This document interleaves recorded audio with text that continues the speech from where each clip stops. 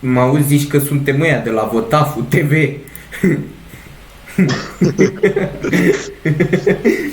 Taraf TV, ești nebun. Astăzi vă vorbi despre o persoană care nu de mult era dată moartă. Este vorba despre Stalin, dar din fericire are înviat pe TikTok. Iar numele lui real, al lui Stalin mă refer, este Ilie Hodinciuc. După cum puteți vedea, asemănarea este incredibilă. Iar Nea Stalin, cum îi mai zic prietenii, a devenit popular în urma unui TikTok în care își demonstrează logica lui imbatabilă. Logică prin care a ajuns să fie și prim-ministru al Uniunii Sovietice. Să dăm play la videoclip. Când plouă, plouă, când nu plouă, nu plouă. Acum plouă. Oameni dragi, acum vom reacționa la câteva TikTok-uri cu acest formidabil și mare influencer de mare anvergură cu public țintă, babe moarte. Gata, nu fac să râd. Gata, hai, dă-i TikTok-ul ăla în care, atenție, vedem planurile lui Stalin de a lăsa Europa fără petrol. Ia, dă-i, să vadă lumea. Prietenii mei dragi, ora 6, n-am dat de petrol, vă cu gura voastră. Bă, ți-a zis să e urină de la graj, bă, e pișelău de la vaci, bă, creștine, bă. Facem groapă aici. Ce să mă... Prietenii mi-a cumpărat și pompă să trage țițeiul și petrolul. Ha, 1 milioane. La cât de mare e, nu cape în groapa aia.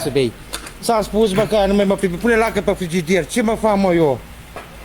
Am săpat degeaba, uitați, s-a scădea de petrol. De unde că e pișelăul de la graj, nu e petrol? Mamă, ce detalii!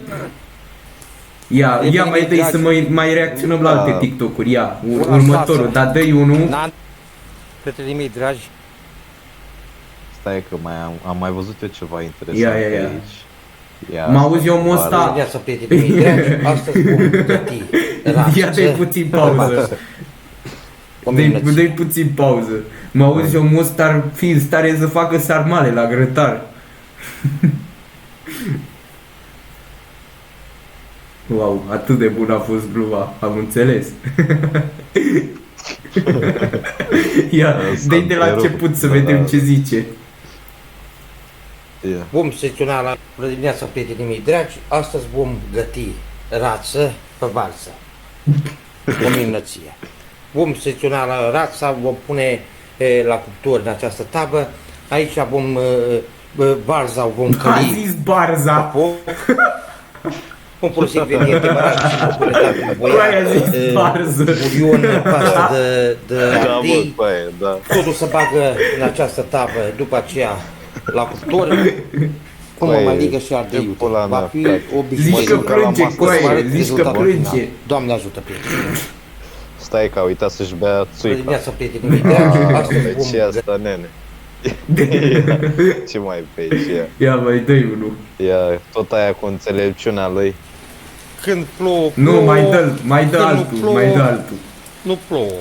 E înțelept, Dacă ai avea 24 de ore cu mine și ia dă-i puțin pauză. Ia dă-i puțin pauză. Aoleu.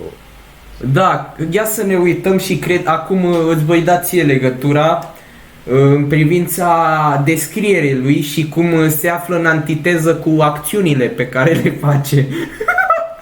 Cu aia s-a văzut scriptul.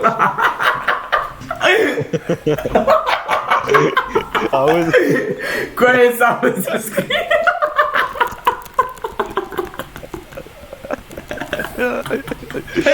Bă, cred că poți să bagi videoclip și cât de idioți suntem, bă. Cu aia o bag.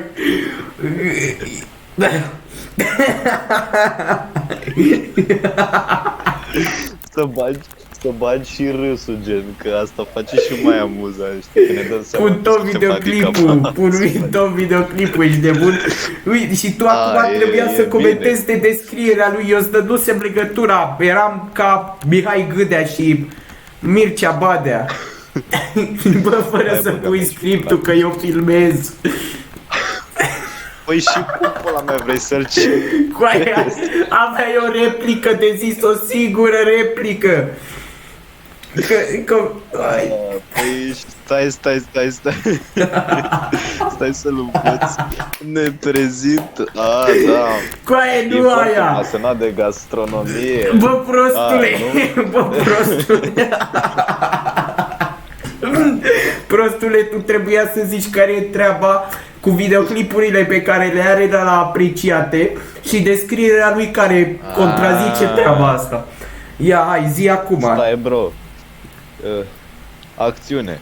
Sunt un om sincer și serios. Din câte puteți vedea în bio-ul lui, el zice că este un om foarte sincer, dar și serios în același timp. Dar uitați-vă ce are la like-uri, numai fete de 15 ani în pula mea. Aia chiar are am mai 15 adăugat ani. câteva Am videoclipuri. mai adăugat. Și cu bărbații, Bă, îmi plac stai și modern. bărbații gay de 40 de ani. Mamă, frate, asta zici că e... Hai de pula, hai de... Cuando voy por la calle me grita. Numai de-astea are pe... Mamă, măcățel. Ia mă, ce mai are? Ia mai dai. Uite și... Bă... Omul ăsta Băi, e tu te libidinos, gândești o că să moară. omul ăsta are soție și probabil e de mult căsătorit cu soția lui. Hai de pula mea. Uite-te și tu la ce se uită aici, nebun. Bă... A crezut că e o barză treaba. Da. E ce dracu mă, se uită la nimior, omul. Hai de pula. Ia. Da, fix la față s-a uitat, ești nebun. Hai de... Băi, dar nu știu, mi se Altă. pare așa. Bă, omul e... Omul, nu Bă, știu, după ce că e pasionat de gastronomie, îi mai place pasionat și... și de țâțe, ești nebun. Da. Omul a rămas copil, încă se gândește când era el mic și sugea la țâțe, ești nebun, adică uite-te și tu. Hai de... Hai de coaie, n-ai cum. Alta, aulu, ce față are coaie. Zici Mă auzi, zici că e aia din mica sirenă, Coaie. Ursula, coaie. Asta e Ursula, bă. Bă, uite I-am și spus pe asta. soțului să facă ceva, să mă dea pe spate. Hai că știe A să venit. le leagă. Aia zic. Da. Încă le are Stalin. Acum hai să trecem la concluzie. Deci, în încheiere, Stai. lăsând toată Caterinca la o parte, Nea Ilie sau Stalin. Bă, Așa. prostule, eu făceam concluzia, iar te-ai descris. Hai de capul meu, nu. Băi, da, Nu coaie. e posibil așa ceva cu ce Da, primată e. primitivă filmez eu aici și fac un podcast. Așa. În Bă, coaie, concluzie, dar nu e pleonazm. O, primată primitivă, adică ești o maimuță foarte proastă. Asta înseamnă. Nu știu sincer dacă e pleonazm. nice. Nu știu. Băi, nu-ți mai deschide Hai, scriptul, hai, că eu fac încheierea. Așa. În încheiere, lăsând toată Caterinca la o parte, Nea Ilie este o persoană muncitoare. Am văzut că se duce la lemne, că sapă gropi. Și Mănâncă dorim varză. multă sănătate. Deci, noi ne vom reauzi data viitoare cu probabil altă personalitate măreață de care o să ne batem pula. Pe data viitoare, numai bine tuturor. Salut! Zi și tu salut acum. Nea Ilie, Bă, fădeța zi mea, salut! Salut, bă, coaie, salut.